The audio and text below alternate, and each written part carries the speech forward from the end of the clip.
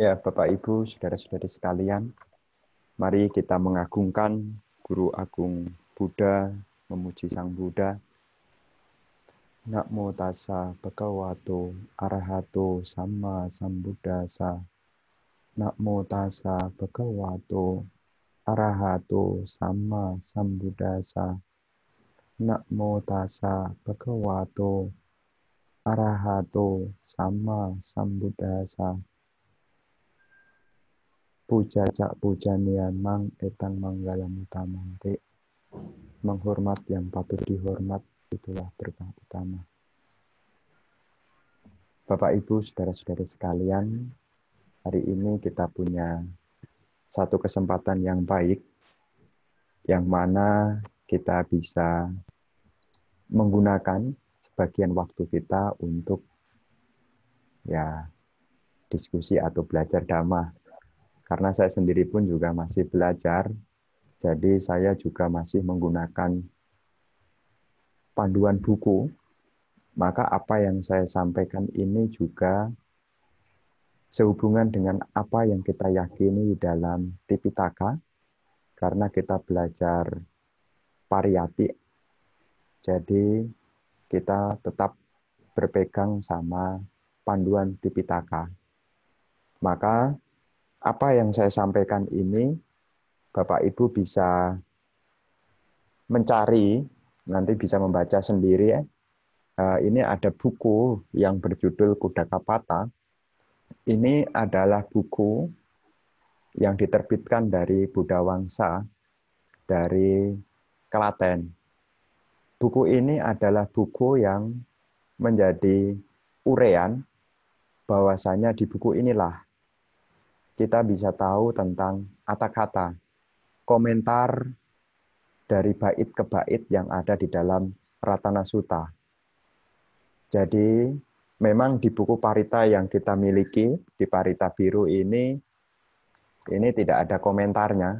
Jadi buku Parita ini adalah urean secara 100%, tapi di buku ini Anda nanti bisa menemukan, mungkin di perpustakaan wihara, covernya warna hijau, Anda bisa melihat judulnya Kudakapata, ini yang bagian 2. Nah, di buku inilah nanti Bapak Ibu bisa melihat. Siapa tahu apa yang saya sampaikan masih ada yang ketinggalan, nanti Bapak Ibu bisa membaca sendiri. Nah, Ratana Sutta ini adalah salah satu sutta yang terdapat di dalam Sutta Pitaka, Kudaka Nikaya, Kudakapata. Jadi Kudakapata ini adalah bagian dari Kudaka Nikaya. Ya, di dalam Kudaka Nikaya itu termasuk juga ada sutta seperti Khotbah Dhamma, seperti Dhammapada, Jataka, Petawatu, Teragata, Terigata, Buddha Wangsa. Nah, itu ada di dalam kelompok Kudaka Nikaya. Nah, di dalam Kudakapata inilah terdapat sutta yang kita kenal dengan judul Ratana Sutta. Nah, di dalam penjelasan di sini disampaikan bahwasanya sebelum mengulas tentang bait demi bait, di sini diawali dari cerita asal-usul dari Wesali. Wesali ini adalah salah satu tempat yang juga cukup penting bagi umat Buddha, karena seringkali kalau kita pergi Dharma Yatra, kita akan dibawa juga ke Wesali. Wesali ini jaraknya cukup jauh kalau diukur dari Bodh Gaya. Jadi kita akan melewati Sungai Gangga. Jadi nanti kalau pas tur ke sana nanti ada gambaran bahwasanya ya Wesali ini ada di seberang Sungai Gangga. Jadi kalau Rajagaha ini dekat dengan Bodh Gaya, dekat dengan dulu ada Universitas Nalanda. Nah, di dalam Ratana Sutta ini kita akan mengetahui di buku ini yang hijau ini, di sini akan bercerita tentang diawali asal-usul dari Wesali. Wesali ini adalah dimulai dari kisah. Dulu ada Raja Benares punya permaisuri, istrinya melahirkan, tapi melahirkan hanya seonggok daging. Jadi untuk menutupi rasa malu dan kritikan, maka janin yang berupa seonggok daging ini ditaruh di bejana, kemudian dilarungkan di Sungai Gangga.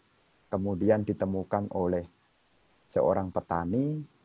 Petani itu meletakkan, nah, bejana yang berisi onggokan daging tadi membelah dan menjadi dua, jadi anak laki-laki dan anak perempuan. Karena kulitnya ini bening dan lengket, maka di dalam komentar itu disebut licawi. Jadi nicawi itu begitu tipisnya, dan linacawi itu lengket. Maka disitulah menjadi akar dari penjelasan tentang suku Licawi.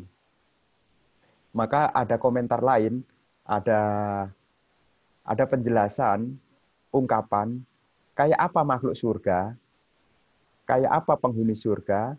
Di dalam salah satu komentar disebutkan, Sang Buddha pernah mengatakan, lihatlah suku Licawi. Nah, jadi kalau pengen tahu kayak apa makhluk surga, lihatlah suku Licawi. Nah, sekarang agak sulit, di mana suku Licawi itu? Nah, Bapak Ibu, karena anak kecil tadi berantem, maka dia dipisahkan, dipisahkan menjauh. Disitulah ada istilah namanya wajib tabak. Wajib tabak artinya mereka harus dijauhkan, karena mereka ini cukup nakal. Nah, karena dijauhkan beberapa kali, berulang kali, muncul kalimat Wesali Katata. Nah, kota ini dinamakan Wesali. Ini menjadi akar munculnya nama kota Wesali. Ini ada di dalam komentar dari Ratana Sutta. Ini diawali dari sejarah asal-usul Wesali. Kemudian di sini akan dilanjutkan dengan cerita pada saat Sang Buddha muncul di dunia, Wesali ini cukup makmur. Di dalam komentar disebutkan dalam kondisi sejahtera, penuh dengan kelimpahan. Di sana terdapat ada 7.707 raja di sana, dan juga raja muda. Pada saat itu penduduknya padat, suplai makanan juga melimpah. Jadi ketika Sang Buddha muncul di dunia, kondisi Wesali ini sejahtera. Pada sewaktu-waktu, di masa itu, negara tersebut mengalami yang namanya kekurangan makanan. Banyak dari mereka, karena kekurangan makanan, karena terjadi kekeringan cukup lama, sehingga suplai makanan ini lama-lama menjadi berkurang. Rakyat yang tidak cukup mapan, mereka tidak mampu bertahan dan akhirnya mereka meninggal. Karena mereka meninggal dan mereka juga tidak terurus, maka mereka dibuang. Mohon maaf ya, ini sinyalnya lagi dibutuhkan, malah dia nutup sendiri, tidak tahu. Nah, tadi sampai mana ya? Licawi, sampai Licawi ya. Ya. Nah, jadi kondisi dilanjutkan dengan kisah tentang Wesali. Di Wesali ini dulu ketika Sang Buddha muncul, di Wesali ini cukup sejahtera, makmur, tidak kekurangan apa-apa. Di sewaktu-waktu di masa itu Wesali sedang terkena kekeringan cukup lama sehingga terjadi kelaparan, ya seperti tadi yang saya sampaikan. Kemudian mulai ada orang yang kondisi tidak mampu sehingga mereka mengalami kematian, kemudian tidak terurus, dan akhirnya mereka dibuang di luar dinding kota, kemudian mengundang makhluk-makhluk yang bukan manusia. Jadi makhluk-makhluk yang bukan manusia yang hidup bergantung dari sisa jasmani, artinya dia hidup itu dari barang-barang kotor. Ini bisa dilihat dari peta watu. Di peta watu itu ada kisah cerita tentang makhluk-makhluk peta yang hidup dari sisa jasmani. Maka tidak asing kalau jasmani seseorang yang telah meninggal, aroma busuk ini bisa mengundang makhluk-makhluk yang bukan manusia, makhluk-makhluk yang hidup dari aroma busuk itu. Dan makhluk ini cukup seram. Maka di sana selain dilanda kelaparan, masyarakat Wesali ini juga dilanda yang namanya ketakutan. Karena jumlah orang yang meninggal makin banyak, wabah ini menyebar, dan akhirnya juga ada yang namanya penyakit. Di sini disebut sebagai penyakit pes. Tapi tidak dijelaskan pesnya ini macam apa. Apakah seperti saat ini? Tapi sifatnya ini adalah penyakit yang menular dan mematikan. Dan saat itulah di Wesali ada 3 penyakit, yaitu penyakit kelaparan, penyakit ketakutan, dan juga penyakit yang namanya wabah pes, penyakit yang menular yang bisa menyebabkan kematian. Jadi ini bisa dipahami, ya bisa dipahami. Ratana Sutta ini asal usulnya karena di Wesali ada 3 jenis penyakit ini. Nah ini makanya seperti sekarang ada himbauan mengapa membaca Ratana Sutta, ya kurang lebih ada 3 penyakit ini. Kita tidak mengalami kelaparan, tapi kita mengalami ketakutan dan mengalami kondisi penyakit yang menular yang bisa menimbulkan kematian yang seperti kita tahu bersama. Makanya dari Sangga juga membuat himbauan, bacalah Ratana Sutta. Nah, di dalam kisah ini, masyarakat datang kepada penguasa Wesali saat itu. Apakah ada yang salah dari pengangkatan raja ini?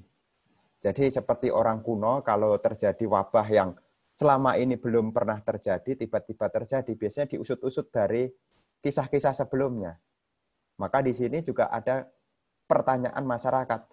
Waktu kita ngangkat ini raja, benar enggak raja ini? Ya, maka tidak salah kalau di sini kalau ada apa-apa juga dikaitkan dengan pemimpin-pemimpin. Di India kuno pun juga sama. Ketika dilihat silsilahnya, ternyata raja ini ya benar, keturunan murni dan layak menjadi seorang pemimpin. Kemudian mereka bertanya, kepada siapa saya harus bertanya? Di dalam uraian di sini, di komentar ini disebutkan, pada saat itu ada 6 guru. Ya, ada 6 guru yang ada di saat itu. Tetapi dari nama-nama yang disebutkan, mereka akhirnya menunjuk agar mengunjungi Sang Buddha. Karena seperti yang kita tahu, kalau kita belajar Sutta itu ada guru-guru seperti Purana Kassapa, Kesa Kambala, Nigantana Taputa, itu guru-guru yang seera dengan Sang Buddha. Ya, nanti Bapak Ibu nanti dengan belajar lama-lama nanti ngerti siapa guru-guru di era Sang Buddha saat itu. Tapi masyarakat Wesali ini setelah mereka berdiskusi akhirnya mereka mengundang yang terberkahi yaitu Sang Buddha. Ketika mengundang Sang Buddha mereka bertanya, di mana Sang Buddha berada? Nah, Sang Buddha saat itu sedang berada di Rajagaha. Di Rajagaha ini adalah suatu wilayah kerajaan yang dipimpin oleh raja yang bernama Raja Bimbisara. Di Rajagaha inilah pangeran-pangeran dari Wesali mengutus 2 orang untuk datang ke Wesali, ketemu dengan Raja Bimbisara, agar Raja Bimbisara bisa membujuk agar Sang Buddha mau datang ke Wesali. Nah, di dalam cerita ini dikatakan ketika Sang Buddha berada di Rajagaha, pangeran dari Wesali tadi ketemu dengan Raja Bimbisara. Mereka bertanya, sudilah kiranya Raja bisa menghantar Sang Buddha ke Wesali. Nah, Raja Bimbisara mengatakan, lebih baik kalian saja yang menemui apakah Sang Buddha berkenan atau tidak. Maka pangeran dari Wesali tadi, yang berjumlah 2 orang, mereka menghadap Sang Buddha. Ketika mereka menghadap Sang Buddha melihat kondisi-kondisi yang ada di Wesali. Dan pangeran dari Wesali menceritakan tentang kondisi mereka yang lagi dilanda 3 jenis macam penyakit tadi. Karena Sang Buddha melihat, kalau seandainya nanti membabarkan Dhamma di sana, maka akan ada banyak makhluk yang akan terbantu. Ini di dalam uraian sana disebutkan, jika Sutta, Ratana Sutta diucapkan di Wesali, perlindungan itu akan menyebar ke 100.000 kelompok besar sistem dunia, dan di akhir sutta itu pun ada 84.000 makhluk bernapas akan menembus Dhamma. Maka beliau pun setuju. Nah, jaraknya ini jauh. Dari tadi seperti saya katakan, kalau mau ke Wesali dari Rajagaha atau Rajgir, sekarang namanya Rajgir. Rajgir itu wilayah Bihar kalau sekarang. Nah, itu cukup jauh. Memakan waktu kurang lebih 8 hari. Maka Sang Buddha sebelum berjalan menuju Wesali, Raja Bimbisara mempersiapkan 5 hari dari Rajagaha, 5 hari baru sampai Sungai Gangga. Dari Sungai Gangga itu 3 hari lagi baru sampai kota Wesali. Jadi perlu waktu berjalan selama 8 hari. Jadi 5 hari dari Rajagaha menuju Sungai Gangga, nanti menyeberang Sungai Gangga, nanti butuh waktu 3 hari lagi. Karena jaraknya cukup jauh. Cukup jauh. Nah, kalaupun kita sekarang naik mobil pun juga jauh. Jauh. Perlu waktu kurang lebih ya sekitar 6 jaman lah. Ya, jadi cukup jauh. Nah, di dalam perjalanan itu Sang Buddha membawa sekitar 500 orang biku. Jadi cukup banyak rombongan yang dibawa saat itu pergi ke Wesali. Nah, ketika sampai di Sungai Gangga, Raja Bimbisara menunggu. Kemudian ketika Sang Buddha masuk di sana, di Sungai Gangga, menyeberangi Sungai Gangga dengan perahu, di situ mulai muncul hujan. Hujan mulai datang. Ini keajaiban yang muncul. Bagi mereka yang mau kehujanan, mereka bisa kehujanan. Bagi mereka yang tidak mau kehujanan, mereka pun juga tidak kehujanan. Jadi dalam komentar di sini ada 3 mukjizat yang pernah muncul di era Sang Buddha. Yang pertama adalah ketika Sang Buddha menunjukkan kesaktian, yaitu dari tubuhnya mengeluarkan air dan api, ya, ketika Sang Buddha datang ke Kapilawastu. Ya. Dan yang kedua ada kisah ketika Sang Buddha turun dari surga Tawatingsa, itu nanti yang mau melihat ke bawah bisa melihat alam neraka, yang mau melihat ke atas bisa melihat alam dewa. Nah, itu ada di 3, jadi ada keajaiban ada 3, waktu di Kapilawastu, kemudian di Sangkisa yang turun dari surga, kemudian yang di Wesali ini. Yang mau kehujanan bisa kehujanan, yang tidak mau kehujanan, tidak kehujanan. Nah, ini salah satu hal yang mukjizat yang menjadi bahan pembicaraan di saat itu. Nah, ketika sampai di gerbang kota Wesali, Sang Buddha mengkhotbahkan Ratana Sutta supaya diulang oleh Bante Ananda. Jadi yang pertama mendengar uraian Ratana Sutta ini adalah Bante Ananda. Setelah Bante Ananda mempelajari, kemudian Sang Buddha ya meminta agar membuat satu perlindungan, yaitu mengutus 3 pangeran Licawi untuk mengelilingi dinding kota, dan disitulah Bante Ananda mengulang Ratana Sutta dengan membawa bowl yang berisi air, kemudian dipercik-percikin sebagai bentuk perlindungan. Nah, di situ juga ada komentar, orang yang sakit kena percikan air itu menjadi sembuh. Mereka akhirnya ikut datang berbondong-bondong ke aula kota untuk mendengarkan khotbah Ratana Sutta. Nah, itu menjadi satu kisah di dalam kisah dari Ratana Sutta. Nah, Bapak, Ibu, Saudara-saudari sekalian, kita kembali ke satu syairnya. Di dalam Ratana Sutta, Bapak Ibu bisa membaca sendiri di dalam syair yang ada di Bapak Ibu, itu ada syair Ratana Sutta yang dimulai dari Yanida. Nah, untuk syair yang pertama sampai kelima, di dalam komentar itu disebutkan itu diulang oleh Sang Buddha. Kemudian 6 sampai 14 itu adalah Bante Ananda. Kemudian 15 sampai 17 itu adalah disampaikan oleh Dewa Saka. Ini komentar yang ada di buku ini. Karena kita punya keyakinan ya pegangannya adalah Tipitaka. Jadi kita tetap berpegang pada apa yang ditulis di dalam komentar ini. Nah, di situ disampaikan bahwasanya syair yang pertama yang dimulai dari Yanida Bhutani Samagatani, Bhumani Wayani wa Antalike, Sabe wa Buta Sumana Bawantu, atau Pisakacak Sunantu Basitang, ini adalah syair nasihat. Jadi ini berisi tentang syair nasihat. Jadi Sang Buddha menyampaikan sehubungan dengan syair nasihat. Nah, ini syair nasihat. Ini adalah syair nasihat. Jadi makhluk apapun yang berkumpul di sini. Jadi Bhutani ini adalah makhluk. Jadi buta ini adalah makhluk. Jadi Yanida ini adalah Ida itu di sini.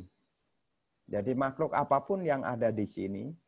Jadi Yani itu adalah apapun, di sini adalah Ida, Bhutani adalah makhluk. Jadi makhluk apapun yang ada di sini. Nah, ini mengacu, buta ini adalah mengacu makhluk. Jadi buta adalah seperti Mahabhuta adalah 4 unsur yang membentuk makhluk, Mahabhuta. Jadi ada Patawi, Apo, Tejo, Wayo, namanya 4 Mahabhuta. Nah, buta di sini mengacu pada makhluk. Jadi makhluk apapun yang ada di sini. Jadi Bhumaniwa Yaniwa Antalike. Jadi tak peduli dari mana mereka berasal. Jadi Bhumaniwa, jadi tidak melihat asal dari mereka. Apakah yang datang dari bumi ataukah berasal dari Antalike. Antalike ini adalah berasal dari angkasa. Jadi yang di angkasa ini mengacu pada yang tidak menyentuh tanah. Dalam komentar begitu. Jadi mikirnya kalau Antalike itu jangan berpikir antariksa. Nanti makhluk-makhluk yang ada di angkasa. Angkasa itu kita memahaminya ya, yaitu di luar jauh sana. Tapi sebetulnya ya berada bisa di pohon-pohon itu sebetulnya ya Antalike. Tidak menyentuh bumi. Kemudian di situ dilanjutkan Sabewa Buta. Sabewa Buta. Sabewa semua. Jadi semua makhluk. Sabewa Buta, semua makhluk. Sumana Bawantu, memiliki kedamaian pikiran. Semoga mereka memperoleh kesenangan dalam pikiran. Jadi ya Sang Buddha mengharapkan supaya semoga semakhluk berbahagia. Maka di situ Atopi Sakacak Sunantu Basitang. Dengarkanlah dengan seksama apa yang akan disampaikan. Yang dimaksud dengan mendengarkan dengan seksama ini memperhatikan. Jadi memperhatikan, bereaksi sepenuh hati. Karena ketika dilakukan dengan perhatian, ini akan memperoleh yang namanya keelokan surgawi dan kesenangan supraduniawi. Jadi semoga mereka mendengarkan ajaranku yang membawa keelokan surgawi dan kesenangan supraduniawi. Nah, jadi ini Sang Buddha meminta, karena ketika kita mendengarkan Dhamma dengan hormat, akan membawa yang namanya kebahagiaan dan kesejahteraan. Karena bisa membawa pada kesenangan baik duniawi maupun di atas duniawi. Di atas duniawi yaitu nibbana. Ya. Kemudian di bait yang kedua itu berisi tentang kesimpulan nasihat. Tasmahi buta, duhai para makhluk perhatikan, tunjukkanlah cinta kasih kepada umat manusia. Nah, ini diminta agar mereka makhluk-makhluk ini menjaga manusia. Karena manusia telah mempersembahkan sesajian kepadamu siang dan malam.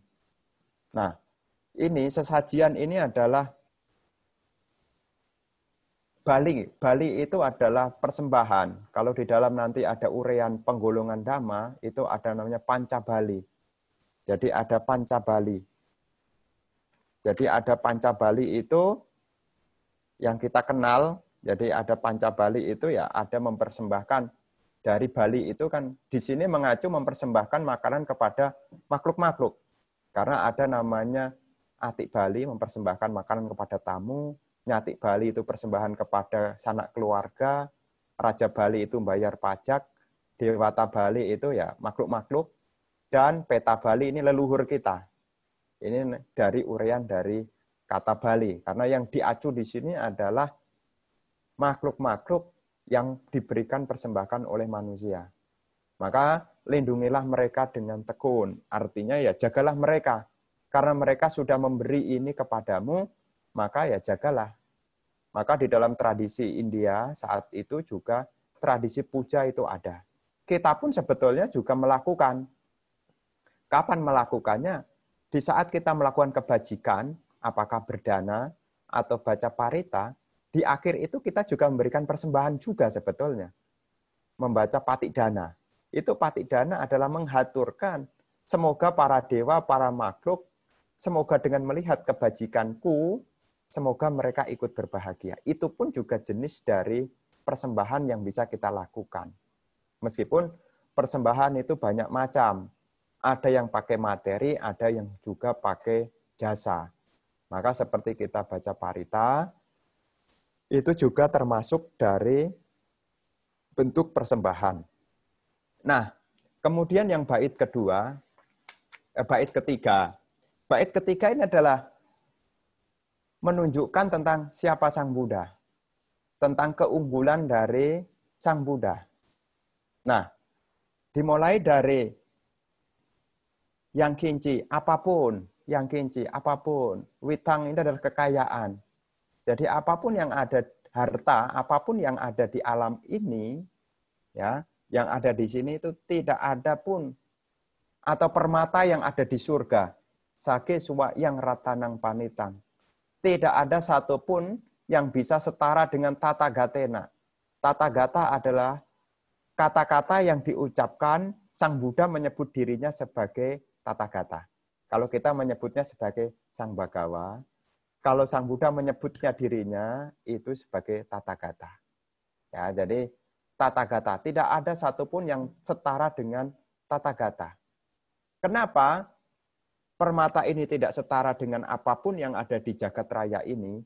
Di dalam komentar, ratana ini, permata ini memiliki 5 sifat.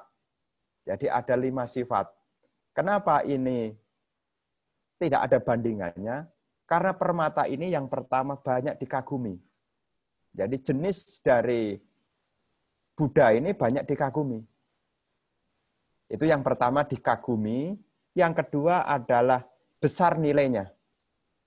Ya namanya permata ini adalah satu, dimanapun kalau orang melihat permata itu kagum, dan kita tahu permata itu adalah besar nilainya. Yang ketiga, tak dapat ditaksir harganya. Nah, ini namanya permata. Jadi permata Buddha, permata Dhamma, permata Sangha itu ya banyak dikagumi, besar nilainya, tak dapat ditaksir harganya. 4 adalah langka terlihat. Langka terlihat. Dan 5 digunakan oleh makhluk-makhluk yang luar biasa. Nah, ini uraian dari kenapa dikagumi. Ya, dikagumi. Jadi setiap orang yang melihat tentang Buddha, Dhamma, dan Sangha, ini mereka kagum. Bahkan raja pun, itu pun akan turun memberi hormat. Masyarakat biasa pun akan turun memberi hormat. Kepada siapa? Buddha. Ini adalah keagungan yang bikin orang kagum. Bahkan Brahma Sahampati pun juga kagum. Maka datang kan, meminta untuk mengajarkan Dhamma. Karena kagum ada orang yang luar biasa seperti ini. Jadi orang biasa pun akan terkagum. Nah, kita pun juga sama. Karena kita kagum kepada Sang Buddha, kita juga bikin wihara-wihara, stupa. Itu bentuk kekaguman kita kepada Sang Buddha. Karena yang kita buat ini, ya ini adalah bentuk kagum kepada apa yang beliau berikan. Maka sebagai bentuk ungkapan kekaguman itu, maka di wihara-wihara, kemudian di candi-candi dibikin bentuk objek pemujaan sebagai ungkapan. persujutan, penghormatan akan kekaguman. Ini yang pertama, uraian tentang bisa menimbulkan kekaguman. Yang kedua, besar nilainya. Jadi dikatakan besar nilainya ini di dalam komentar, kalau kain kasih itu meskipun tua, lama, nilainya tetap tinggi. Tetapi Sang Buddha ini jauh lebih tinggi. Karena dana yang diaturkan, jadi dana yang dihaturkan, meskipun kecil, jika diberikan dengan keyakinan, akan memberikan pahala besar. Nanti bisa Anda baca Dhammapada, nanti di searching ada Dhammapada Syair 209. 209 ini ada hubungannya antara satu dengan yang berikutnya. Jadi Dhammapada 209, ternyata bagaimana bisa memperoleh penghormatan? Ya karena pengorbanan kecil yang diberikan dengan keyakinan. Maka besar nilainya. Jadi meskipun itu kecil yang diberikan, seperti makanan, meskipun kecil yang diberikan, kalau diberikan kepada Sang Buddha memberi pahala yang besar. Nah, kemudian yang ketiga tidak dapat ditaksir harganya. Jadi kalau permata ini tidak dapat ditaksir harganya, kenapa? Karena siapa yang bisa ngukur sila dari Sang Buddha? Siapa yang bisa ngukur konsentrasi dari Sang Buddha? Jadi tidak ada yang bisa menaksir dari besarnya yang bisa kita berikan kepada Sang Buddha. Maka umat Buddha ada satu hal yang sebetulnya tidak elok dikatakan. Misalnya Bapak Ibu beli rupang Buddha, Bapak Ibu mengatakan berapa harganya Buddha ini? Nah, ini sebetulnya kata-kata ini tidak tepat. Jadi kalau misalnya ada rupang Buddha atau gambar Buddha, ya kadang-kadang umat Buddha mengatakan harganya Buddha ini berapa? Buddha itu ya tak bisa dinilai. Siapa yang bisa menilai? Maka sebetulnya kata-kata yang lebih tepat itu adalah berapa ongkos untuk mengganti cetak ini. Jadi bukan mengganti dari mengukur tentang Sang Buddha. Ya, ini sebagai pemahaman supaya kita meletakkan Sang Buddha sebagai objek puja yang memberikan ya satu keyakinan. Jangan sampai kita kemudian melihat Sang Buddha dengan nilai nominal.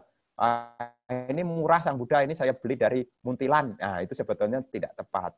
Karena dikatakan di sini tidak ada yang dapat menaksir sehubungan dengan sila, sehubungan dengan konsentrasi, sehubungan dengan kebijaksanaan.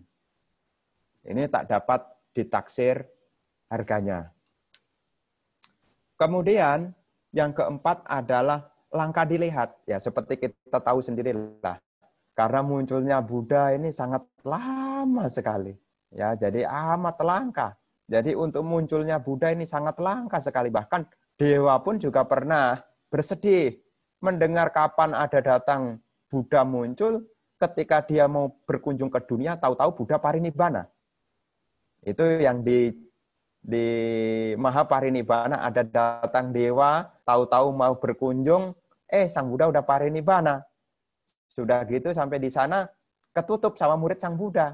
Itu ada cerita kalau nanti Bapak Ibu membaca di kisah akhir dari kehidupan sama Sang Buddha. Nah, amat langka terlihat. Jadi munculnya ini sangat lama sekali. Bahkan kita pun juga belum tentu kita bisa ketemu kembali. Karena memang agak sulit. Seperti Dhammapada juga mengatakan, ya, kico manusia patilabo, kicang macana jiwitang, kico budanang upado. Sungguh sulit untuk munculnya Buddha. Maka langka sekali. Langka sekali.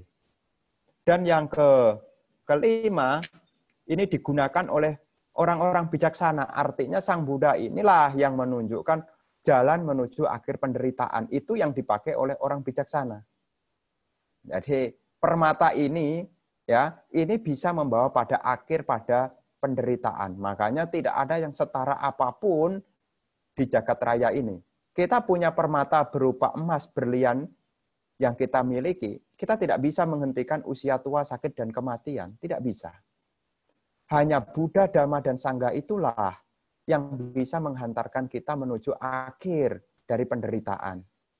Seperti sekarang kita punya emas, berlian, kita masih takut. Takut. malah makin banyak kekayaannya, makin takut. Tetapi kalau kita punya permata Buddha, Dhamma, dan Sangha, kita tidak akan takut lagi.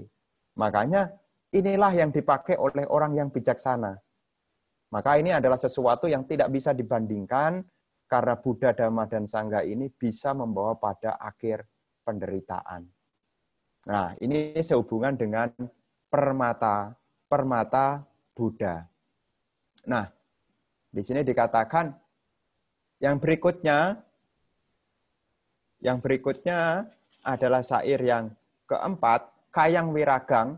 Ini adalah ungkapan Dhamma sebagai Nibbana. Ini adalah penjelasan tentang Nibbana. Jadi sang bijaksana ya di sini ya Kayang Wiragang. Kayang ini telah memudar. Wiragang ini sudah mengabur. Jadi sudah lenyap. Jadi lenyapnya keinginan sudah kebebasan. Nah, jadi Bapak Ibu, ini adalah penjelasan tentang Nibbana. Nibbana. Jadi tiada apapun yang dapat menyamai keagungannya. Ini ya Dhamma ini bisa membawa pada Nibbana. Jadi ketika kita melihat ini ya, jadi di sini adalah Kayang Wiragang. Ini adalah berhati teguh telah mencapai musnahnya kilesa, habisnya nafsu, tiada setara apapun dengan Dhamma. Ini adalah Nibbana. Jadi Nibbana ini tidak ada yang setara. Makanya kalau kita berbicara bahagia perumah tangga, ini sedikit menyimpang sedikit supaya Anda tahu. Ya, bahagia dia ada dua. Satu itu adalah samisa suka, dan yang kedua ada nirramisa suka. Samisa suka adalah bahagia karena ada sesuatu yang kita capai, namanya bahagia bersyarat. Nah, ini bahagianya perumah tangga ini pakai syarat. Makanya sifatnya adalah sementara, karena ada syaratnya. Tapi Nibbana ini adalah niramasa, jadi bahagia yang terbebaskan. Jadi ada dua jenis bahagia. Jadi ada bahagia yang bersyarat, ada bahagia yang tidak bersyarat. Nibbana ini adalah bahagia tanpa syarat. Apa yang disebut bahagia tanpa syarat? Yang pakai syarat, ati suka. Bahagia karena memiliki. Boga suka. Bahagia karena bisa menikmati. Anawaja suka. Bahagia karena tidak punya utang. Kan yang keempat adalah bahagia karena punya perilaku yang baik. Ini masih namanya bersyarat. Jadi Anda baru bahagia kalau punya bisa menikmati. Nah, ini bahagia yang levelnya duniawi. Dan ini sifatnya sementara. Tapi Dhamma yang mengacu pada Nibbana, karena sudah lepasnya keinginan, sudah bebas dari kotoran batin, maka tidak pakai syarat lagi. Kalau tidak pakai syarat berarti hidup dengan kesadaran. Orang yang hidup dengan kesadaran, dia bisa saya pastikan, kalau kita bisa hidup dengan kesadaran, hidup kita tidak pakai banyak syarat. Yang bikin hidup kita tidak bahagia karena banyak syaratnya. Itu adalah keinginan-keinginan dari pikiran. Maka di dalam bait yang ini bercerita tentang Nibbana. Dhamma sebagai Nibbana. Yang berikutnya,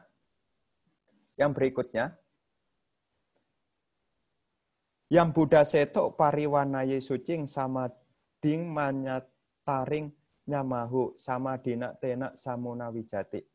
Ini adalah Dhamma yang bisa sebagai 4 jalan dan 4 buah. Ini berbicara tentang konsentrasi.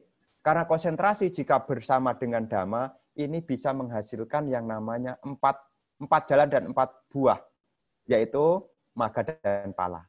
Jadi ini mengacu, kalau seseorang konsentrasi kuat, jika dia masih bersama dengan Dhamma, seseorang itu meskipun meninggal, dia masih bisa mencapai tingkat arahat. Tapi kalau dia konsentrasi tanpa Dhamma, ketika dia lahir ke alam Brahma, ketika dia meninggal, dia bisa jatuh ke alam neraka. Makanya Dhamma ini yang bisa membantu. Maka kalaupun konsentrasi tanpa Dhamma, bisa lahir ke alam Brahma. meninggal dalam kondisi jana, lahir di alam Brahma. Tapi kalau tidak punya dhamma, tidak punya jalan mulia brosur 8, tidak bisa mengakhiri penderitaan. Maka di sini ya samadhi memberi buah langsung. Karena ketika seseorang sudah sila samadhi, maka timbul panya. Kalau seseorang sudah panya, nanti akan timbul namanya wimuti, jalan kebebasan. Ya, jalan kebebasan ya bisa mencapai tingkat-tingkat kesucian. Jadi ada namanya 4 jalan dan 4 marga. Jadi ada istilahnya kan kesucian itu kan ada 4 ya. Jadi mulai dari Sotapana, Sakadagami, Anagami, dan Arahat. Nah, ini bisa dicapai dengan dhamma. Nah, ini dhamma sebagai 4 jalan dan 4 buah. Nah, kemudian syair yang ke-6, karena ini syairnya banyak, syair ke-6 adalah sangga sebagai orang. Nah, ini sangga sebagai orang. Maka di sini sangga sebagai orang ini mengacu 8 orang. Nah, ini sangga ini juga ratana juga. Seperti mengulang tadi, siapapun yang melihat akan kagum.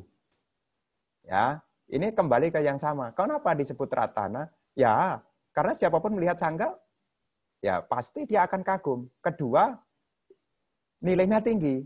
Ketiga, ya nilainya tinggi bagaimana? Ketika Anda berbuat baik meskipun sedikit, jika dihaturkan kepada sangga, akan punya nilai besar. Nah, ini adalah sangga. Maka di sini adalah pahala yang berbuah berlimpah. Jadi besar manfaatnya. Besar manfaatnya. Inilah keberuntungan dari kita punya keyakinan. Nah, maka di sini adalah uraian tentang sangga yang 8 orang. 8 orang ya mulai dari Sopatati, Maga, Sotapalipala, Sakadagami, Maga, Sakadagami Pala, Anagami, Maga, Anagami Pala, Arhata, Maga, Arahata, Pala. Nah, ini adalah uraian tentang 8. Maka kalau kita membaca nanti di Majjhima Nikaya ada namanya ya urutan-urutan. Kalau dana ini diaturkan makin tinggi level batinnya, maka nilai pahalanya makin besar. Makin besar. Jadi kepada sangga yang dipimpin oleh Sang Buddha sendiri, ya kan? Nanti akan Anda bisa baca sendiri di dalam Majjhima Nikaya, nanti dibaca sendiri. Nah, ini kalau dikaitkan dengan sutta yang lainnya.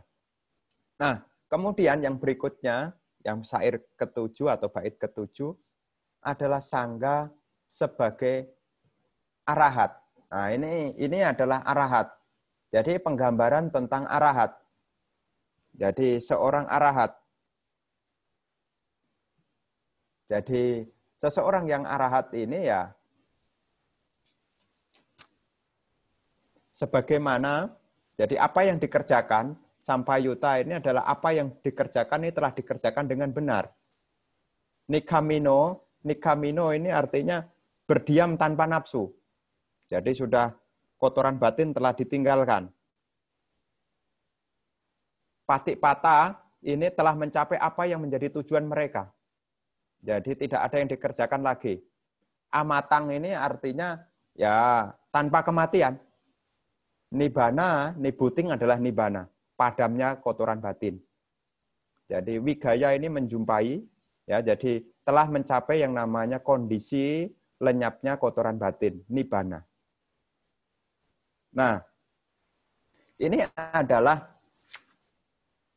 bait sangga sebagai arahat. Ya nanti Bapak Ibu kalau masih ada yang ditanyakan nanti bisa bertanya.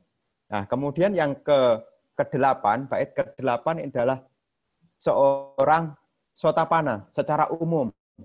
Jadi seorang sotapana secara umum itu mereka ini punya keyakinan yang kuat. Maka digambarkan yata itu bagaikan yang tidak kilo, bagaikan tanaman yang kokoh. Jadi dia ke tanah, catubi walaupun dihembus dari 4 macam angin, dia tidak tergoyahkan. Nah, ini artinya ya seorang sotapana itu tidak akan goyah.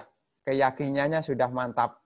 Maka dikatakan kalau seseorang telah mencapai sotapanna, maka seseorang itu nanti di yang berikutnya dia tidak akan berpaling ke keyakinan lain kalau sudah sotapanna.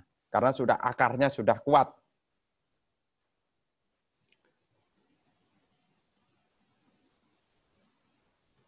Dan seorang sotapanna ini secara umum, ini sotapanna pemasuk arus secara umum itu bisa menembus ya 4 kebenaran, yang melihat 4 kebenaran itu dengan pemahaman karena telah memahami sepenuhnya. Jadi yo Arya Sacani awe cak pasate, yang melihat kebenaran mulia dengan mengalaminya. Jadi telah mengalami. Nah, kita ini masih dalam level pariyati. Kita mengerti kok 4 kebenaran mulia. Tapi level kita ini masih pariyati. Pariyati adalah belajar. Maka jangan setarakan diri kita. Saya udah paham loh Bante, 4 kebenaran mulia ini. Jangan-jangan saya juga sudah sotapanna. Nah, belum. Karena level kita masih pariyati. Pariyati ini masih belajar. Seorang sotapanna ini memahami sepenuhnya. Jadi ibaratnya tutup mata, dia sudah tahu arah-arahnya. Kita ini masih baca buku pakai raba-raba. Jadi kita bisa ngomong tahu, tapi masih sebatas level ya suta, yaitu pariyati, masih belajar, belum sepenuhnya memahami. Jadi secara umum, seorang sotapanna ini keyakinannya kokoh. Jadi dia kokoh, dia bisa mampu melihat 4 kebenaran mulia. Maka Bapak Ibu, disinilah waktunya, ini praktek Ratana Sutta. Sekarang kita kondisinya sedang mengalami takut, khawatir. Disinilah kita sebetulnya bisa melihat kebenaran yang pertama. Kehidupan ini adalah penderitaan. Kelihat sekali. Ketika kondisinya seperti ini, di rumah saja, tidak kemana-mana. Ya, kita tidak kemana-mana, kita sudah menderita sekali. Mulai nulis status macam-macam. Padahal kita belum terhimpit begitu pekatnya. Tapi batin kita saat itu mulai tertekan, mulai banyak mengeluh. Sampai kapan? Bahkan ada yang WA, Bante, kapan ini berhentinya? Mana Bante tahu. Jadi, ya inilah sebetulnya kita bisa belajar. Ketika kita melihat kondisi seperti ini, disinilah kita belajar. Oh, ternyata betul loh. Derita itu dekat. Bagaimana cara supaya penderitaan ini bisa kita atasi? Maka itulah kita belajar yang kedua. Berarti ada yang kita inginkan. Kita masih mengharapkan kesenangan, kesenangan pintu indria masih kita harapkan. Ketika keinginan tidak terpenuhi, kita berusaha mencari di mana. Nah, ini adalah hal-hal yang sifatnya masih bersama dengan nafsu keinginan. Nah, disinilah sebetulnya kita bisa belajar dari kondisi. Supaya kita pelan-pelan juga bisa melihat Cattari Arya Sacani, 4 kebenaran mulia ini sebagai bentuk praktek, bukan menghindar, bukan lari dari kenyataan, justru dengan belajar maka batin kita akan terus berkembang. Ini loh manfaatnya. Jadi kita bukan lari dari kenyataan, justru dengan dhamma inilah kita belajar untuk menghadapi kenyataan yang ada supaya batin kita menjadi berkembang. Nah, nanti kalau batinnya berkembang, memahami sepenuhnya 4 kebenaran mulia, ya nanti mencapai sotapanna. Begitu dalam konteks ini. Nah, berikutnya adalah sangga sebagai pemasuk arus yang memiliki ciri yaitu 7 paling banyak. Nah, seperti yang kita ketahui, ya, jadi siapapun yang menembus 4 kebenaran mulia, ya sudah tahu 4 kebenaran mulia, jadi yang menembus 4 kebenaran mulia yang nanti di syair berikutnya itu telah melenyapkan yang namanya 3 pengotor batin.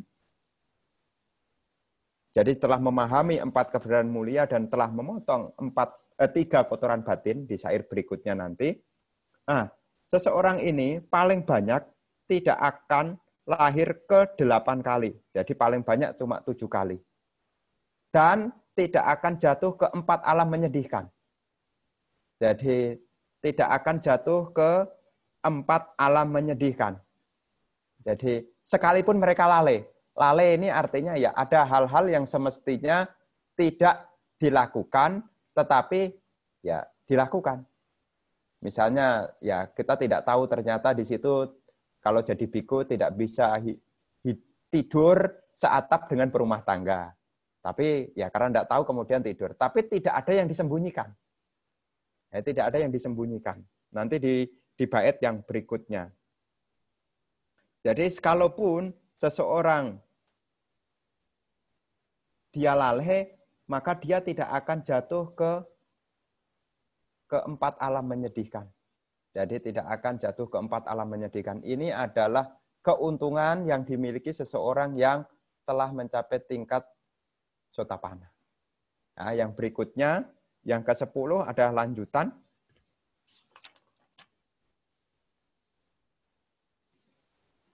Nah, ini adalah ciri dari seorang Sotapanna juga. Jadi Sotapanna itu telah menghancurkan tiga macam belenggu. Sakayaditi, Wicikica, dan Silabata Paramasa. Sakayaditi ini adalah pandangan salah sehubungan dengan aku. Ini bisa nanti belajar di suta namanya Brahma Jala Sutta. Tentang pandangan, 62 pandangan salah. Nanti ada Sakayaditi ini adalah paham tentang aku yang kekal. Tapi Sakayaditi telah dilenyapkan. Nanti di dalam Brahma Jala Sutta, itu nanti Anda bisa melihat di poin 1 sampai poin 4 di awal, itu tentang adanya aku yang kekal karena bisa mengingat kehidupan masa lalunya. Nah, seorang Sotapanna ini dia telah melepaskan diri, jadi bisa mengatasi pandangan salah tentang aku yang kekal. Jadi sudah bisa memahami, sehingga tidak lagi melekat dengan aku ini. Makanya sangat bahaya kalau seseorang ini masih punya Sakayaditi. Maka kalau benci sama orang itu dianggap orang itu sama. Tidak bisa damai dengan orang. Karena menganggap, ya dia itu yang nyakiti saya itu loh. Padahal secara dhamma kan tidak ada yang namanya aku yang kekal. Tapi pemahaman kita itulah yang masih menjebak di sana. Sakayaditi. Jadi pandangan salah tentang adanya diri yang kekal. Ini bahaya kalau para bapak ibu, adanya diri yang kekal ini bahaya dalam kehidupan sehari-hari. Jadi seolah-olah orangnya sama. Nah, ini bentuk dari keakuan. Wicikica ini artinya ya tidak mantap, masih ragu-ragu. Jadi melihat dhamma ini masih ragu-ragu, benar enggak? Benar enggak? Makanya kalau seseorang yang masih ragu-ragu ada kemungkinan untuk mencari guru yang lain. Dia tidak puas dengan yang sekarang, maka dia mencari guru yang lain. Namanya ragu-ragu. Silabata, sila ini terjemahan lain selain moralitas, sila adalah kebiasaan. Jadi sila adalah kebiasaan. Kebiasaan. Jadi sila adalah kebiasaan. Bata adalah tugas. Jadi ini mengacu kebiasaan dan tugas-tugas tertentu yang dianggap bisa membawa seseorang pada kesucian. Ini sila bata paramasa. Maka di dalam komentar ini ada sila kebiasaan seperti cara hidup layaknya binatang. Jadi manusia berpraktek cara hidup seperti ada yang seperti anjing, ada yang seperti unggas. Jadi dia mempraktekkan silanya, kebiasaannya begitu, bata itu tugasnya. Tugasnya juga begitu. Jalannya merangkak, makan tidak pakai tangan langsung. Nah, itu adalah anggapan-anggapan bahwa itu bisa membawa pada kesucian. Namanya sila bata paramasa.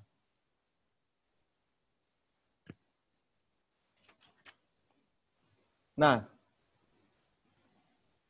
jadi dia tidak lahir di 4 alam menyedihkan, ia juga tidak dapat melakukan 6 kejahatan berat. Apa 6 kejahatan berat ini? Ya, 6 kejahatan berat ini adalah 5 akusala garuka kama ditambah 1 yaitu mencari guru lain.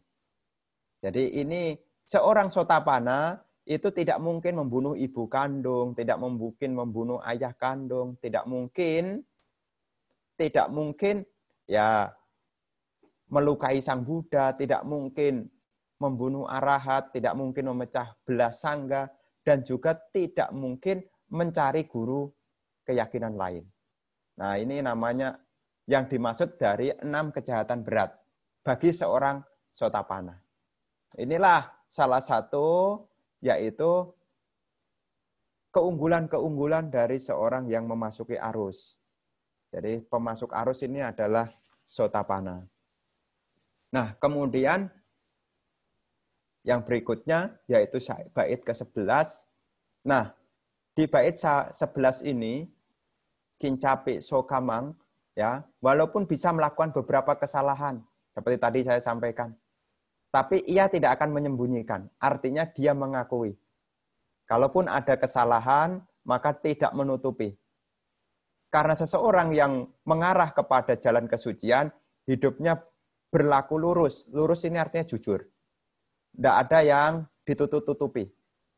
Kalaupun dia melakukan kesalahan, ya, dia tidak akan menutupi apa yang pernah dilakukannya. Makanya ada namanya ya kebiasaan untuk mengakui kesalahan. Karena jalan kesucian ini harus diikuti dengan kejujuran. Tidak berbohong. Jadi kejujuran.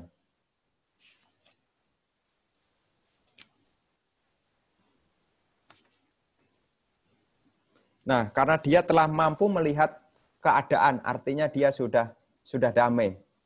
Jadi dia sudah sungguh-sungguh, dia sudah mampu untuk ya melihat, karena sudah mampu melihat. Ya, seperti ada ungkapannya, kalau seseorang sudah mengerti tentang bahayanya, maka seseorang itu akan berusaha untuk membebaskan diri dari bahaya itu.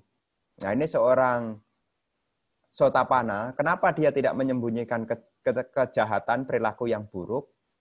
Ya, karena dia sudah melihat akibat yang bisa ditimbulkan dari keburukan itu. Seperti orang yang pernah pegang bara api, ketika dia melihat bara api itu, dia berusaha untuk menghindari. Jadi dia berusaha untuk menghindari bara api itu. Itulah orang yang bisa melihat. Beda dengan kita ini. Kalau kita ini masih orang biasa, masih putu jana, orang pada umumnya, sudah tahu salah ya ditutup-tutupi, sudah tahu karma ya tetap jalan saja, karena kita belum mampu melihat layaknya seorang Sotapana. Jadi sudah tahu knalpot itu panas, tapi masih dipegang terus. Nah, ini adalah ungkapan gambaran, beginilah kehidupan orang yang biasa. Tapi sebisa mungkin ya kita dari pariyati, kita menjadi patik-patik, ya praktek sedikit demi sedikit. Nah, berikutnya yang syair ke-12, ini adalah Sang Buddha ya sebagai guru dhamma. Kenapa guru dhamma? Karena seperti ungkapan wana pagumbe. Wana pagumbe itu tidak hanya tanaman, tetapi dia sudah menghasilkan buah. Jadi itulah indahnya Sang Buddha. Dia muncul juga memberi banyak manfaat. Jadi di sini dikatakan wana itu hutan, atau gumbe ini adalah mengacu pada pohon yang ada di hutan. Jadi pohon yang ada di hutan, dia bisa menghasilkan yang namanya bunga-bunga yang bermahkota. Pusitage ini dalam komentar disebut bunga-bunga yang bermahkota. Begitulah keagungan dari Sang Buddha. Jadi seperti bunga-bunga yang bermekaran di musim panas atau musim hangat. Ini kalau di komentar dikatakan di awal April. Ya mungkin sakura kali ya. Jadi awal-awal April. Nah, nanti Anda bisa baca sendiri di sini. Dia menyebutkan begitu. Di bulan Cita. Cita ini adalah April. Nah, ini awal-awal musim panas. Nah, ini adalah ungkapan bahwasanya Sang Buddha ini ya seperti halnya pohon. Bisa menghasilkan banyak manfaat bagi sekitarnya. Bunganya indah, maka membawa keindahan. Nah, ini sehubungan dengan Sang Buddha. Jadi Sang Buddha ini ya bisa kita baca di sini keagungan dari Sang Buddha ini ya. Jadi kebajikannya sejati karena punya welas asih. Karena mengajarkan dhamma itu tidak pernah mencari keuntungan. Semata-mata beliau mengajarkan dhamma demi kasih sayang untuk membawa pada akhir penderitaan. Jadi tidak mencari pengikut, tapi semata-mata demi manfaat dunia ini. Seperti tanaman itu kalau berbunga, bunganya itu tidak pengen dapat pujian, tapi ya dia menghasilkan yang bisa dipetik oleh banyak orang, memberi manfaat. Begitulah yang menjadi permata dari Sang Buddha, membawa kesejahteraan bagi banyak manfaat. Nah, Kemudian yang berikutnya yang syair 13, ini adalah Sang Buddha sebagai guru dhamma supraduniawi. Ya, guru dhamma sebagai guru supraduniawi. Jadi Sang Buddha ini adalah agung, maha tahu, maha pemberi, maha pembawa keagungan yang mengajarkan dhamma, ya. Dikatakan di sini, dikatakan sebagai pemberi keagungan karena beliau membawa jalan menuju kebenaran, artinya jalan menuju akhir penderitaan. Jadi agung ini juga punya pengertian lain. Agung itu memperoleh pengetahuan yang maha mengetahui. Beliau pengenal keagungan melalui perwujudan pemadaman. Pemberi keagungan melalui pemberian kesenangan atau sukacita, pembebasan kepada makhluk-makhluk. Pembawa keagungan karena beliau membawa jalan tertinggi, yang sifatnya adalah supraduniawi, tak ada bandingannya, anuttaro. Jadi tidak ada bandingannya.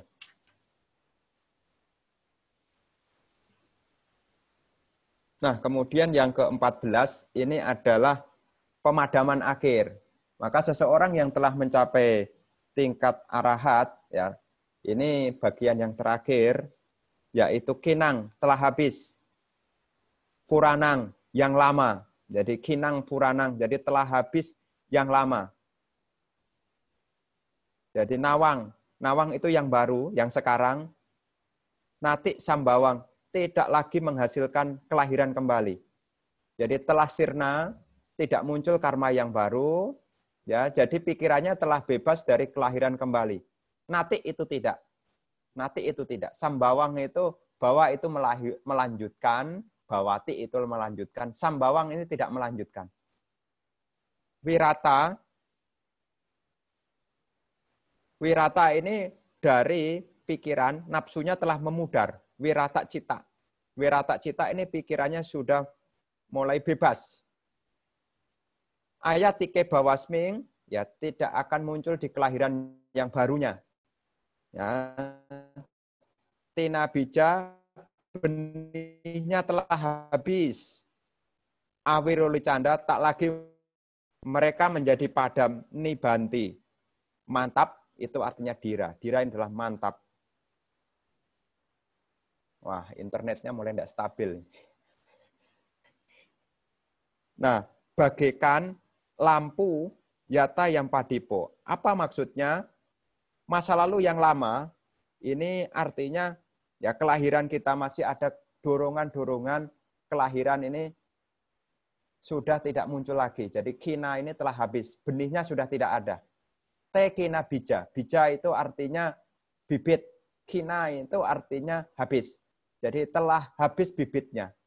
Nanti Anda bisa melihat ya di dalam urean, ini sangat terhubung dengan suta-suta yang lain. Jadi seseorang itu bisa lahir karena masih ada seperti tanaman itu ada unsur kelembaban berupa keserakahan. Jadi artinya unsur keserakahan ini kalau di dalam khotbah yang lain, seperti di dalam Kumara Panha, itu ya karena masih doyan makan. Jadi penyebab kelahiran itu kita ini ya karena masih doyan makan. Ini kalau dihubungkan dengan suta yang lain. Itu bibitnya orang hidup itu karena masih doyan makan. Makan apa? Ya, mano cetana ahara. Masih punya kehendak-kehendak yang lain. Winyana ahara. Masih punya keinginan untuk melanjutkan lagi. Pasa ahara. Masih pengen menikmati kesenangan sehubungan dengan 6 pintu indria. Ini yang menyebabkan kita istilahnya masih doyan makan. Selama masih doyan makan, maka kita akan berputar terus. Ini bibitnya orang hidup, ya karena masih ada makan. Makanya orang-orang yang lahir jadi manusia ini kalau urusan makan ini paling doyan ini. Nah, itulah bekalnya hidup. Nah, makanya makan ini bukan hanya kabalika ahara, makanan secara padat saja. Pasa ahara ini makanan kontak. Maka ketika Anda disuruh jaga jarak seperti ini, Anda sangat tersiksa. Karena Anda tidak memperoleh makanan sehubungan dengan 6 pintu indria. Sedangkan makhluk-makhluk putujana ini masih pada doyan makan. Inilah menyebabkan kita lahir kembali. Ini sehubungan dengan makan. Nanti mano cetana ahara, mulai tersiksa pikirannya tuh. Ini enggak bisa, itu enggak bisa. Nah, ini makanan juga. Mano cetana ahara. Jadi makanan niat-niat enggak sampai semua. Mau order ini, sulit, itu sulit. Nah, itulah kehidupan. Nah, ini tapi di sini seorang yang padam tekina bija, ini artinya bibitnya ini sudah tidak ada. Jadi sudah tidak doyan makan lagi. Kalau sudah tidak doyan makan lagi, untuk hidup sudah tidak ada lagi. Maka diibaratkan seperti hana yata yang padipo. Seperti halnya lampu. Kalau lampu itu sudah tidak ada minyak, tidak ada sumbu, mau dinyalain tidak bisa. Tidak bisa. Mau dinyalain tidak bisa. Seseorang yang telah mencapai arahat, mau diapa-apain tidak bisa. Karena kondisi untuk membawa kehidupan itu tidak ada gitu loh. Kita ini kan sumbunya juga masih panjang, minyaknya masih banyak. Bakar lagi, nyala terus lah. Nah, tapi di sini ungkapan nibbana, inilah sangge, orang yang telah mencapai nibbana, ini diibaratkan seperti lampu yang telah padam. Kalau lampu itu padam, tidak ada unsur kehidupan. Padam ini, namanya padam total, ya minyaknya habis, sumbunya habis. Kita ini ya masih berusaha untuk masih nyambung lagi. Karena ketidaktahuan. Nanti kalau ditiup angin mulailah. Ini kan tiupan angin mulai muncul nih, angin corona nih. Mulai nih goyang-goyang nih. Jadi gunakanlah dhamma ini ya untuk melihat 4 keberadaan mulia ya. Kalau di rumah sambil diresapi, bener loh. Bener loh, tidak bisa ngapa-ngapain ini penderitaan loh. Tidak bisa menuruti keinginan juga menderita. Jadi bukan coronanya yang bikin menderita, karena keinginannya itu loh.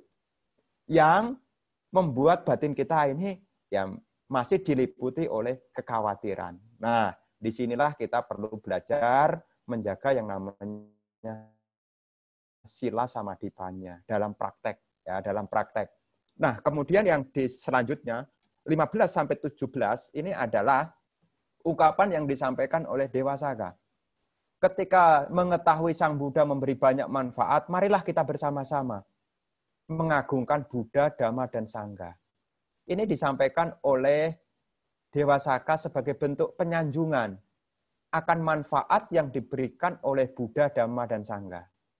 Maka Bapak, Ibu, Saudara-saudari sekalian, penting bagi kita untuk senantiasa mengingat Buddha, Dhamma, dan Sangha. Karena Buddha, Dhamma, dan Sangha, jika kita berikan penghormatan, penghormatan di sini adalah bukan hanya pariyatik puja, tapi juga patik-patik puja. Ya, artinya ya praktekkanlah apa yang Sang Buddha ajarkan. Supaya kita membawa yang namanya ketenangan. Maka jadi pertanyaan, kenapa Ratana Sutta ini dibacakan? Karena Ratana Sutta ini mengingat keluhuran dari Buddha, Dhamma, dan Sangha akan memperkokoh yang namanya keyakinan. Kalau seseorang itu punya keyakinan, pikirannya tidak lagi kemana-mana. Pikirannya penuh dengan yang namanya ketenangan. Kenapa kita tidak tenang? Karena kita tidak yakin. Makanya ada korelasinya, ketika kita melakukan apapun dengan keyakinan, ini akan membawa banyak manfaat. Daripada pikiran kita diisi dengan keresahan, ya, maka jadikanlah Buddha, Dhamma, dan Sangha sebagai objek, supaya pikiran kita mengacu pada Buddha, Dhamma, dan Sangha. Karena mengingat Buddha, Dhamma, dan Sangha akan memberi banyak manfaat. Jadi banyak manfaat yang dapat kita peroleh. Nah, ini sehubungan dengan suta ini. Jadi nanti bisa membaca Dhammapada tadi, Dhammapada 290 ya. Dhammapada 290 tentang bagaimana Sang Buddha mendapat hal penghormatan yang sedemikian besarnya di dalam kisah Ratana Sutta ini. Dhammapada 290 itu yang berisi tentang ya, jika seseorang melihat kesenangan, maka seseorang hendaknya bisa melepaskan kesenangan itu demi memperoleh kesenangan yang lebih besar. Nah, itu ada di dalam Dhammapada Syair 290. Itu nanti historisnya itu sama persis tentang Ratana Sutta. Historis dari Ratana Sutta itu ada di dalam Dhammapada juga, yaitu halaman Syair 290. Begitu Pak Bu yang saya sampaikan, mungkin ada keterbatasan nanti karena saya ngomong sendiri, lihat orang juga enggak begitu ini, jadi agak bingung juga ya, belum biasa.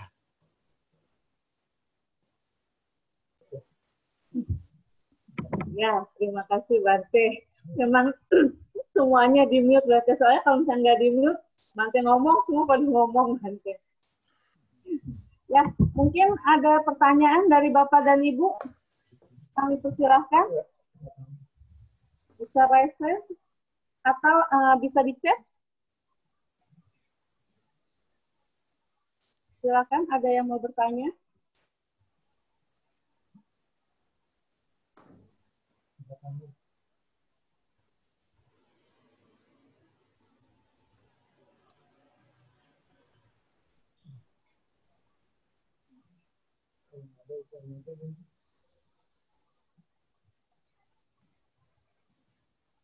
Saya mau nanya, gimana caranya tidak bisa mengenali. Ada di atas kata.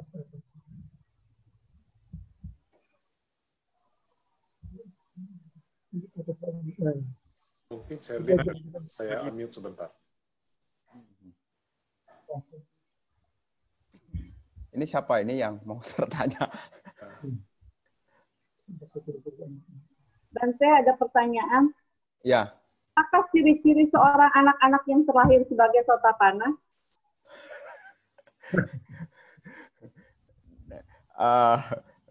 Itu ya.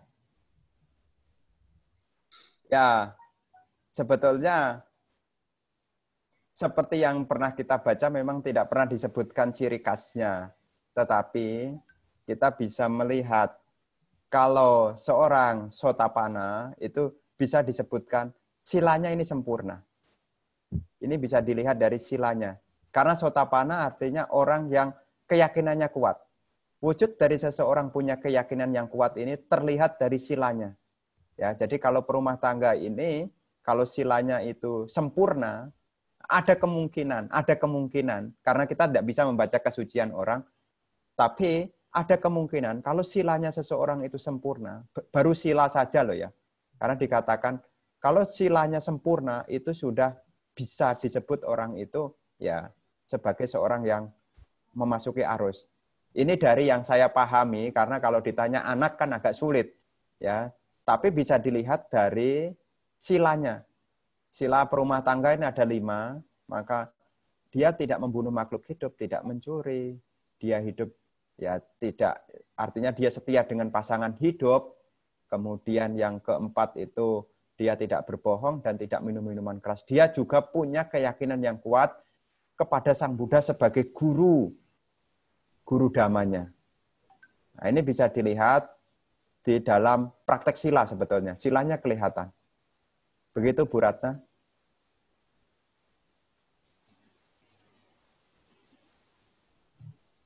Ya Bante, ya terima kasih.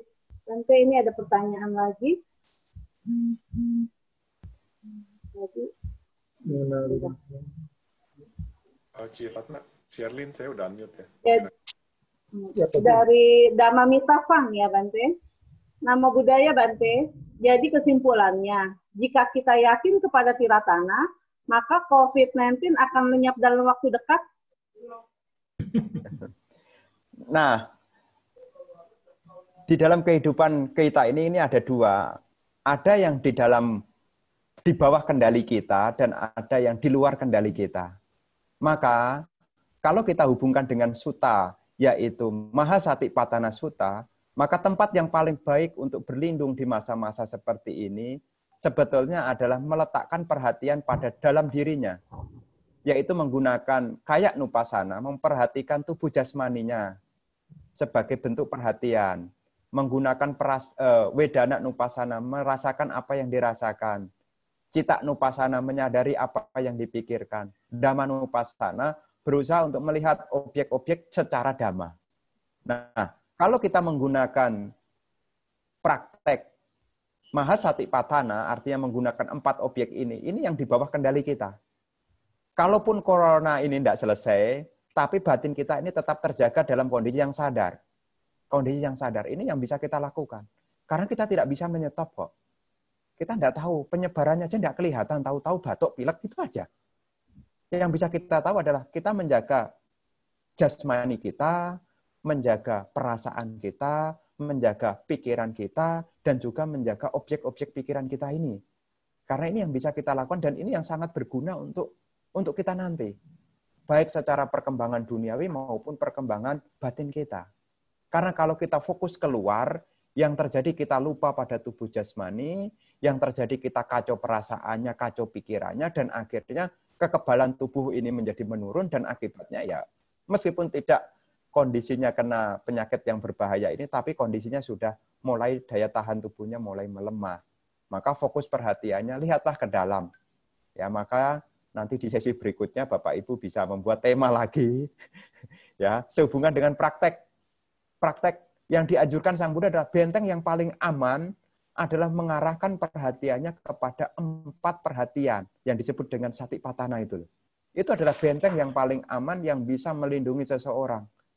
Kalaupun bahaya datang, dia tetap terlindungi. Ini gunanya pengembangan dari satipatthana. Dikatakan, ya inilah jalan yang cepat. Ya, jalan yang cepat adalah jalan yang cepat menuju pada akhir penderitaan, yaitu praktek satipatthana. Ini yang seperti saya yakini di dalam uraian tentang Mahasatipatthana Sutta atau Satipatthana Sutta. Ya, jadi nanti fokusnya jangan melihat keluar, tapi fokusnya pada ke dalam, karena ke dalam itulah yang di bawah kendali kita. Ya, begitu. Ya, terima kasih Bante. Mungkin Pak Jim ada pertanyaan yang lain? Silakan Pak Jim. Bante, ini ada pertanyaan dari user ya. Saya mau bertanya, mengapa Ratana Sutta dianggap mampu untuk menghapus bencana, sakit, dan lain-lain. Padahal secara artinya tidak seperti Karaniya Metta Sutta, di mana Karaniya Metta Sutta secara arti memancarkan cinta kasih sehingga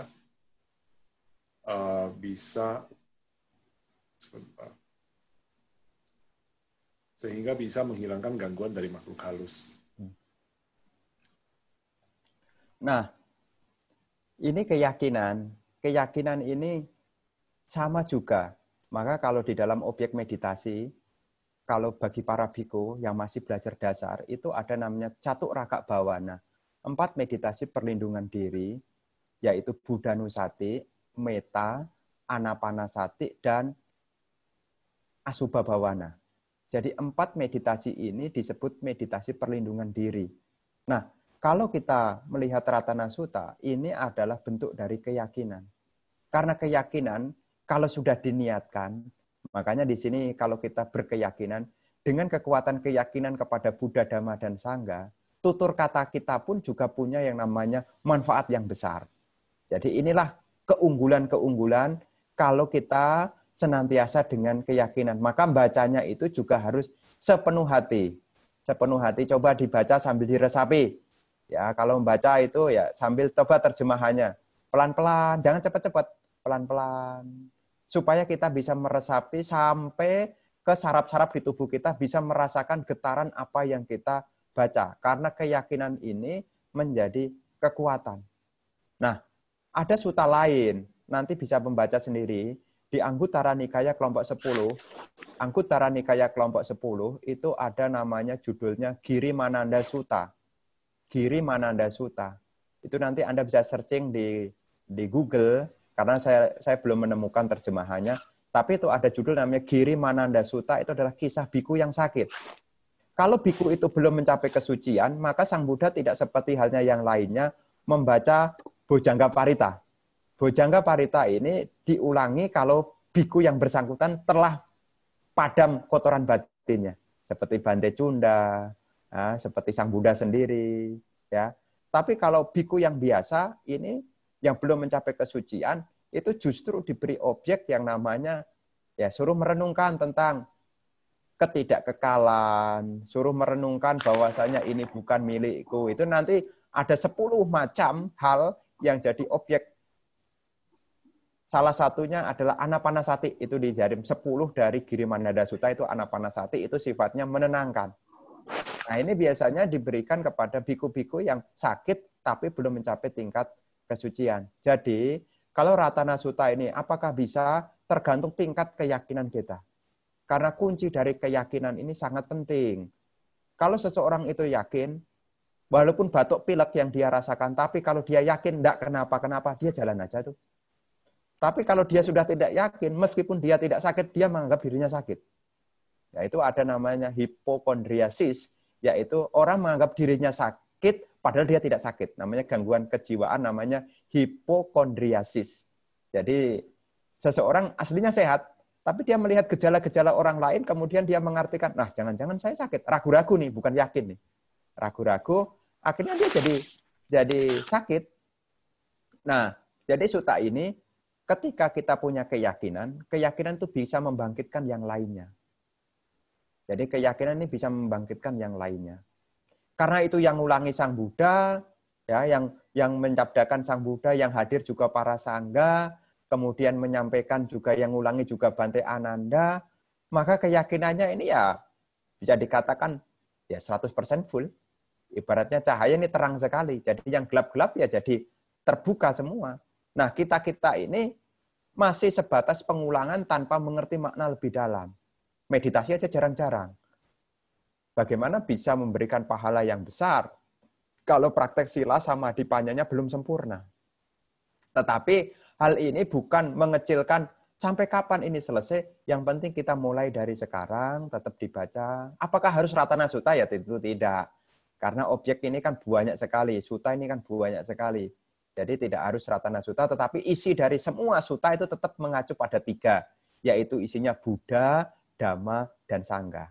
Jadi apa yang kita baca isinya tetap 3 itu. Buddha, Dhamma, dan Sangha. Maka kan dikatakan di dalam Sajak Kiryagata kan dikatakan Nati me saranang anyang, Buddho me saranang warang. Tiada perlindungan lain bagiku, Sang Buddha lah pelindungku. Berkat pernyataan kebenaran ini, semoga Anda selamat sejahtera. Dari mana berkat pernyataan ini yang benar itu? Ya mengulang Ratana Sutta. Karena apa yang Anda baca Ratana Sutta itu isinya kebenaran. Kalau Sotapanna itu tidak mungkin jatuh ke 4 alam menyedihkan. Kalau Sotapanna itu tidak mungkin melakukan 6 kejahatan berat.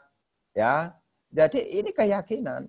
Maka seperti Nati me saranang anyang, Buddho me saranang warang. Ete nasa jawa cina sotite untuk sabada. Nati me saranang anyang, Dhammo me saranang warang. Ete nasa jawa cina sotite untuk sabada. Nati me saranang anyang, Sanggo me saranang warang. Ete nasa jawa cina sotite untuk sabada. Kan tiada perlindungan lainku selain Buddha. Tiada yang lain, kan hanya Buddha, Dhamma, dan Sangha. Berkat pernyataan kebenaran ini, itu kan dikatakan begitu. Apa yang kita baca ini adalah kebenaran loh. Maka di situ pengharapannya apa? Semoga selamat sejahtera. Makanya lebih panjangnya ya Ratana Sutta karena ada kejadian yang mirip kayak sekarang, maka Ratana Sutta. Kan gitu. Nggak tahu nanti kalau Anda ceritanya ketakutan di rumah, nanti Bante saya takut ada makhluk lain, saya mungkin akan menyampaikan baca Karamita Sutta, kan begitu. Ada kemiripan lah begitu. Ya, bisa dipahami ya Pak ya? Terima kasih Bante.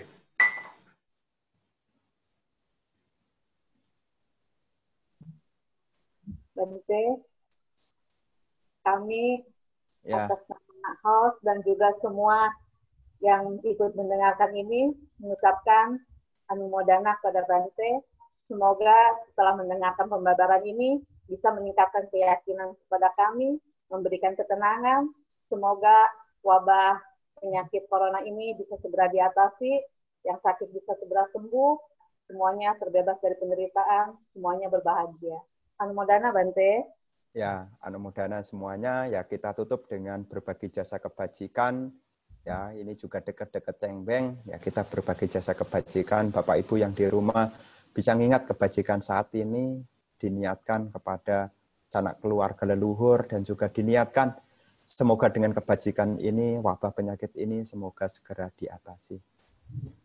Punya sidani kata saya nanya ni kata nime te sanca bagino hontu satananta pamanaka ye piya gunawanta jamayang mata pita dayo ditame capya ditawa anye majata werino sata titanti lokasming te puma catuyonika Pance kacatu kara samsaranta bawa bawe nyatane pati daname anomo dantu te sayang ye cimang napaca nanti dewa te sang niwe dayung maya dinana punya nang anomo dana hetuna sabe sata Bhavatu sabba manggalang rakantu sabba dewata sabba buddhanu bhavena sadaswati bhavantu te. Bhavatu sabba manggalang rakantu sabba dewata sabba dhammanu bhavena sadaswati bhavantu te.